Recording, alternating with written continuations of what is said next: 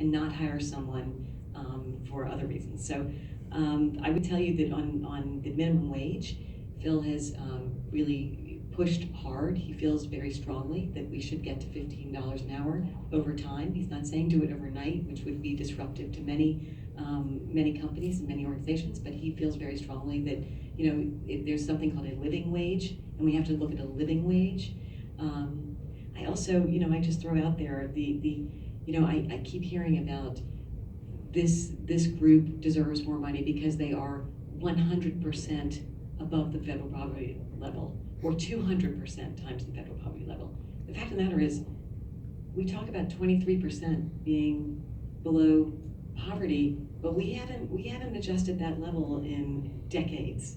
And that is something we really all should think about, because when you're talking about the poverty level and you have to correct yourself and say, actually, they deserve 200% more, there's something wrong, and we all should recognize that for what it's worth. Thank you. What advice do you have, Phoebe, for a young woman who's getting ready to enter the workforce today? So first of all, what I would say is think big, think deeply, but then give yourself the chance to have the option of experimenting.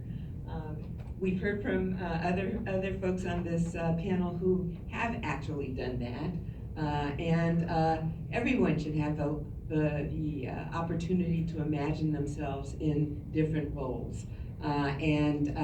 Very often what I've found is that women think about it in terms of serendipity. Well, I just happen to do this and I happen to do that.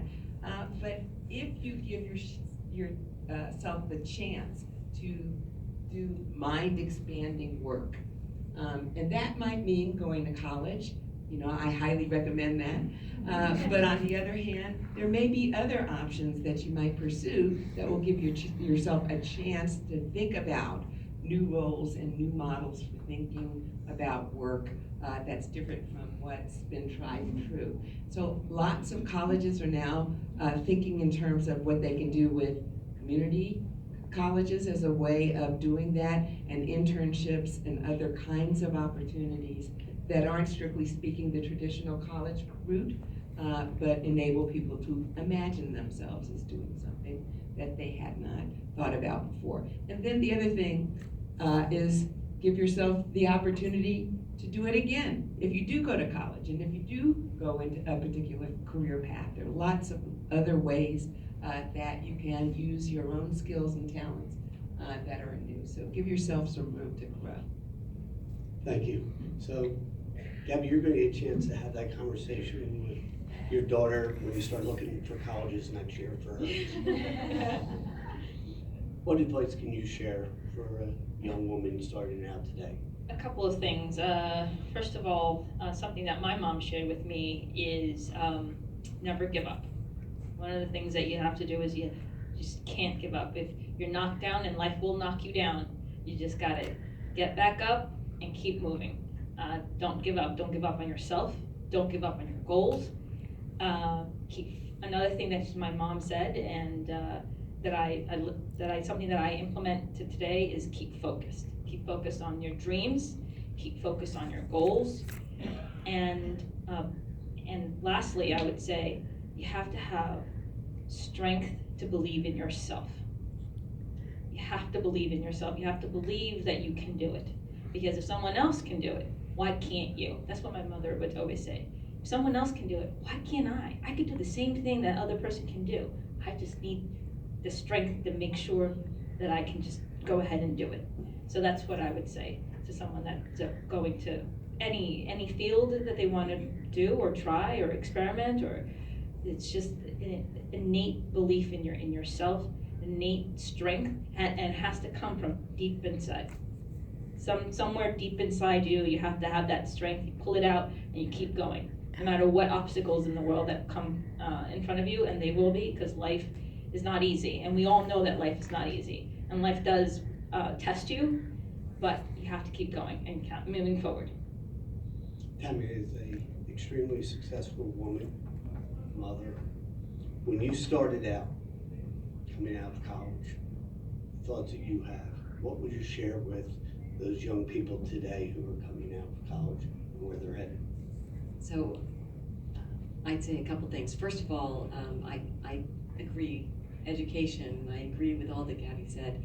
I also would add something else, and that is not only do you have to be tenacious, but remember that everyone makes mistakes. Every person makes mistakes, and it's the rare exception in life where someone is highly successful and learns something along the way. Because when you make mistakes, that's the time to kind of say, okay, what happened and how can I take myself forward and really propel myself forward? So really, you should really take confidence. When you make a mistake, just turn that around and make sure you're understanding why. But I would say, go for it. I've never had one person say to me, you can't do something. And by the way, when they do say I can't do something, oh, watch out, because I will do it. So I would just say, everything that everyone else has said, and you just have to believe in yourself, get a great education, be tenacious, make mistakes, pick yourself up, keep going, and keep your eye on the ball. This is Women's History Month. Is there a woman, either past or present, that really inspires you, either on a daily basis, or that has really helped you focus to where you were going to go or where you are today? I will give you, listen, there are many mentors for me in my life, and women, there's many women. My mother was a very strong woman, but she liked to stay home and take care of the house and take care of our family. My grandmother, however, she's the first one in the United States who started a latchkey program, I'm told. I haven't done the research, but I'm told by that. So she really looked out in the community and saw that there was a need. And she was so civically engaged that she is someone, even though she passed away decades ago now, I think about her often. But I would also say if there's somebody who inspires me, it's my 18-year-old, Emma. Emma is really wonderful, and I hope that you see things out of Emma in the coming years. She's really a special young woman who lives every day to its fullest, and she just gets right out there and just tries her hardest, and I love that. So that's what I'd say. She had a good teacher. Teachers. Gabby, who do you admire? Is there somebody that stands out, or a group of people? Oh, that's an easy one. We know my mom. My mom is my rock, and she's always inspired me and continues to inspire me.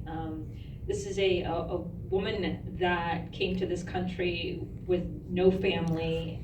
I was, again, 3 years old, and she made life here work for her. Then she had my brothers, and then being a single mom, raising 3 kids on her own with little support, little English, she made it work. She out of the opportunities that this country gave her, she was able to start a career, be her own business woman. She started a business of her own, very successful business that led her to buy her first home here in the United States. It was the proudest moment in her life when she became a homeowner, and it still is. And those lessons is something that has impacted me and still do, and I hope that I could in turn teach those to my daughter. Is just the rock that she is. She's an amazing person, and she's my hero. Thank you. Chancellor, somebody who studied history, been a part of it in many ways. Who inspired you? So I have to have two times here. The first one, I already mentioned my mother, hidden figure, but her sister desegregated the schools in Denver, Colorado. She was not a lawyer. She was a parent who was stay-at-home as a younger woman, and then went on to be on the school board. And each time the city of Denver made decisions that were related to racially charged constructing the borders for the schools, she would say, let the record show, and she would put it on the record as a school board member, that there was this intentional segregation going on that was hidden away from view.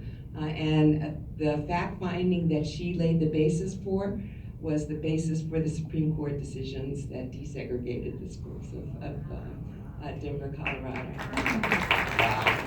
She went on to be a chancellor of university, board of trustees, and all kinds of things, but that was really the instrumental thing. But the person that really inspires me right now is my daughter, Kara, who is also a lawyer and an educator. She works for the Legal Defense Fund, and she was at the bridge with you this weekend.